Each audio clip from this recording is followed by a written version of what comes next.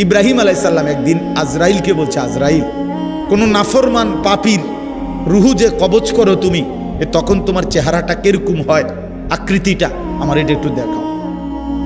হযরত ইব্রাহিম আলাইহিস সালামকে আজরাইল বলছে, আল্লাহর কসম হে নবী, আপনি সহ্য করতে পারতেন না, আপনি এটা দেখতে চাইেন না।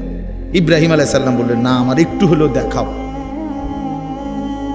তো আজরাইল এই বিভৎস আকৃতি, মানে নাফরমানের জান কবজ করার সময় উনার যে চেহারার আকৃতি হয়, এই চেহারাটা ধরে ইব্রাহিম আলাইহিস সালামকে দেখাইলেন।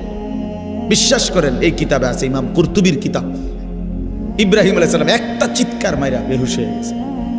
হুঁশ আসার পরে ইব্রাহিম আলাইহিস সালাম বললেন, আল্লাহর কসম, আয় আল্লাহ, মালিক আপনার কসম, কবরের আযাব, জাহান্নামের আযাব কোনো নাফরমানের জন্য কিছুই লাগবে না, শুধু আজরাইলের এই ভয়ানক দৃশ্য জান কবজের সময় একবার দেখলেই তার সারা জিন্দেগীর নাফরমানির শাস্তির জন্য এটাই যথেষ্ট।